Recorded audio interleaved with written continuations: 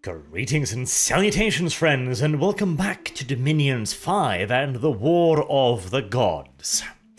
Last episode was a very important one. The Battle of Seir's Village was a major setback for the Yomi-Kalem alliance. Not only did they lose a strategic choke point, but a large portion of the Kalemite army was also destroyed at the hands of the vengeful Agathans. Furthermore, the island continent to the south has been almost wholly overrun by the combined forces of Xibalba and Agartha. But maintaining offensive operations in Dominions is not necessarily easy. Casualties must be replenished by forces walked to the front from fortresses further towards the rear, and the construction of forward fortifications takes 6 turns or 6 months of in-game time, and upgrading them to the point where they can start rivaling the production of fortresses deeper within territory will take 9 months and can take up to an entire in-game year. And so, having finally exhausted their forward momentum, Agartha and Xibalba both began to dig in and reinforce their armies for what was hoped to be a final massive offensive against the vile heretics. But before this was possible, Yomi had a brand new card to play. You can see from the map here that over the course of a year or so of relative stability and peace, Xibalba and Agartha were able to grow their neutral provinces considerably, securing an even larger economic advantage over Yomi and Kalem. This is why the battles over Port Sarim, Seir's fortress, and the southern edge of the desert continent, the Karadian Desert, were so very important, as it would allow for near unimpeded expansion with only provincial defenses to stop them. It was of paramount importance that Yomi and Kalem find some way of challenging this superiority, and quickly. And the answer, they believed, lay in the creation of magical artifacts. There are many magical artifacts in the world of Dominions 5. Everything from shields made of wriggling tentacle-like tree vines to tie up your opponents, to mechanical third arms that can be mounted onto heroes, allowing them to wield both 2 swords and a shield. But in this case, the item that would most benefit Yomi were rings of water breathing. The Dai-Oni required oxygen like most creatures despite their demonic heritage, and so could not operate beneath the waves. However, with rings of water breathing, suddenly the supremely powerful Dai-Oni could dive in down beneath the waves and assault Agarthan territory. Not having expected this, Agartha had no real defenses in place, only minor local garrisons that were easily defeated by the Dai-Oni. And since the only way to counter these powerful individual combatants was the deployment of large numbers of Olms capable of mind blasting and stunning them, along with a significant escort of Pale Ones to cut down the monsters while stunned, this allowed Yomi to reclaim and capture quite a lot of underwater territory, since there were only so many forces available to Agartha capable of countering them.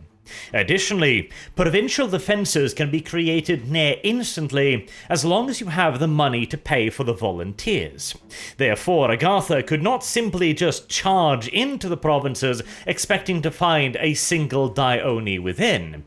They could very easily run into up to 300 members of local provincial defenses as well, requiring a far more careful approach. This had put the pressure on the Xibalban-Agarthan alliance, and they could no longer merely just sit by, and so preparations for the offensive began picking up the pace. But Yomi had one more surprise in store for the alliance. Up until this point, Yomi had fielded armies mostly consisting of demonic creatures, be it the massive Dai-Oni or the smaller Bakemonos.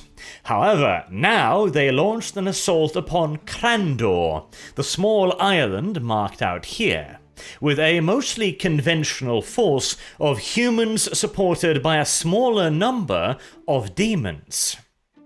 And with the Agarthan armies busy trying to hunt down the Dai-Oni in the ocean, and the Xibalban armies all occupied in the southern island, there was nothing to stop them. Fortunately for Xibalba, the Bat People had had just about enough time to erect a fortress on the small island, and, fearing that the Xibalbans, not being the best of fighters, would not put up much in the way of resistance, all of the standing army was ordered inside of the fortress to buy time for a relief effort. Now this is a lot easier said than done, because of course the army outside will do everything in their power to get inside and slaughter the garrison. This is represented by two stats in the game: a unit's ability to defend a fortress and a unit's ability to break down a fortress. This depends upon the individual strength of the unit and any additional attributes. For example, flying units are going to be a lot better at both than non-flying units, and giants, of course, are going to be very, very good at making large holes in castle walls. But the most telling, of course, of all advantages that a besieger has over the besieged is the fact that they can still forage for food. They can still bring in supplies from surrounding territories, whilst the poor bastards inside the fortress, they only have however much food they brought with them to begin with, and once that begins running out, starvation follows soon thereafter. In Dominions, each and every single individual unit has its own complete stat card and will starve. When starving, it becomes prone to diseases and permanent afflictions, which can severely weaken the unit in question.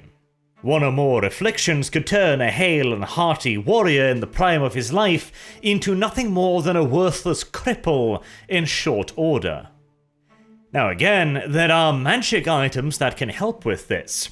There are endless bags of wine and massive barrels of broth, capable of supplying large armies with all the food they require indefinitely. But Xibalba is not the kind of nation that worries overmuch over that type of magic.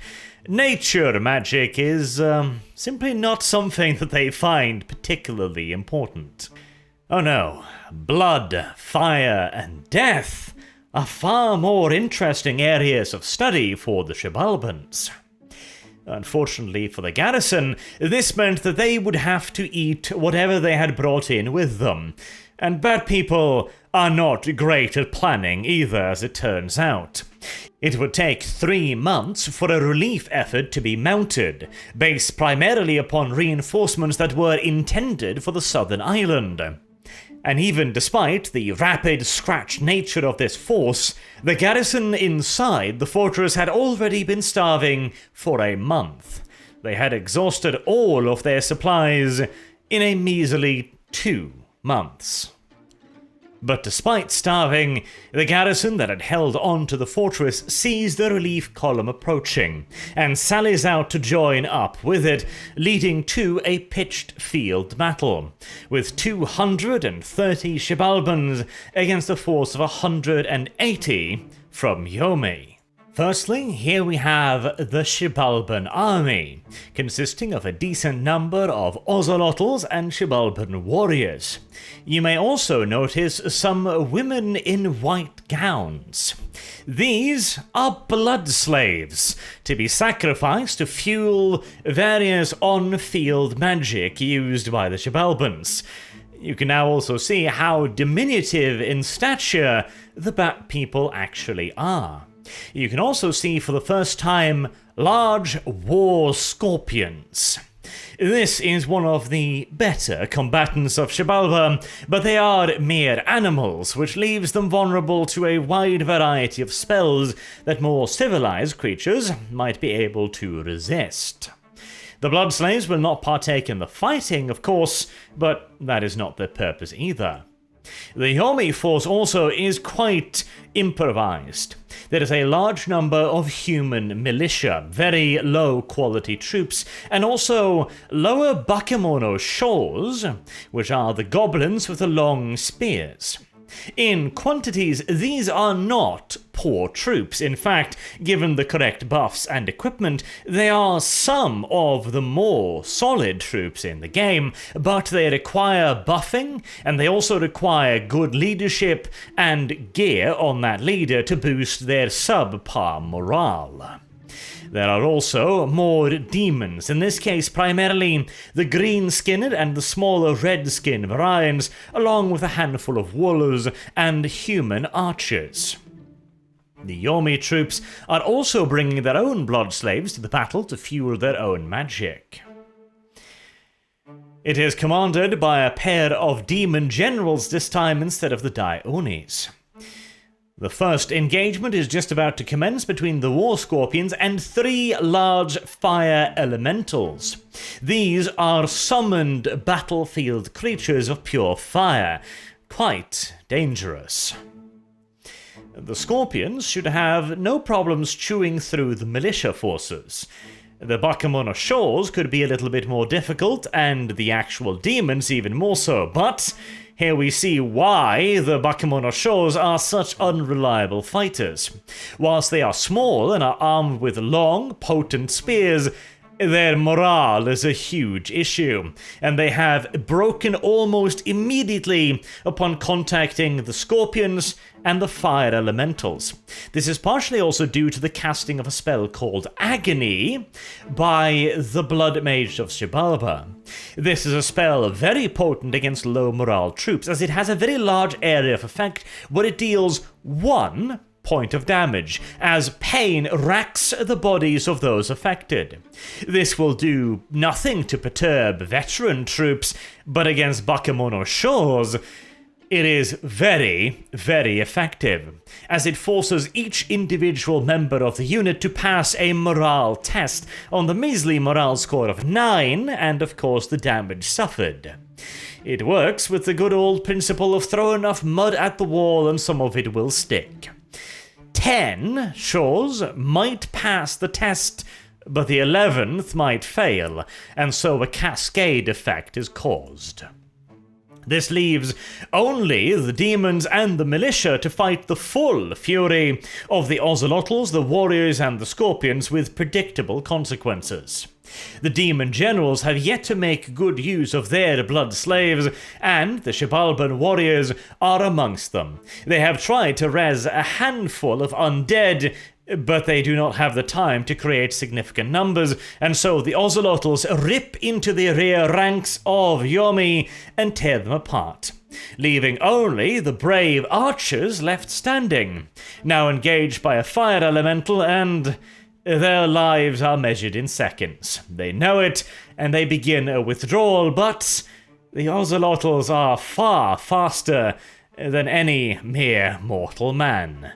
The battle has devolved into nothing more than slaughter, proving once more that morale is a decisive element in any form of warfare. It was a close-run thing, but the fortress had been relieved. If it had gone on for 1 more month, it would, in all due likelihood, have fallen, which would have put a serious dent in the Xibalban timetable for the Great Offensive. Meanwhile, Agartha is finishing its own preparations. The final province on the small southern island continent is seized by Agartha, and without any hope of relief, the fortress garrison is soon overcome. But this is a mere sideshow to the true intentions of the Pale Ones, as they have gathered up enough reinforcements from across the mountain ranges of Trollweis, Farinthree, and Asgarnia to create a vast army focused in Seer's village. And upon the order from their great oracles, 1,200 Agarthan warriors begin their offensive into Calem. Outnumbered more than 3 to 1, the Calemites wisely choose to avoid confronting such a behemoth force, and instead withdraw deeper into their territory. The provincial defences are swept aside with barely any losses, most of the garrison troops choosing simply to turn and flee rather than face the trampling might of Agartha. However, Calem still does have one trick up its sleeve, one final gambit to play to stop the advance of the Pale Ones. In the next episode, we will see a single Calemite mage kill 600 Pale Ones. Will it be enough? That is the question. You will have to wait until the next episode to find out. Until then, I have been Arch. Thank you all very much for watching, and I hope to see you all again soon as we continue the War of the Gods. Have a good day.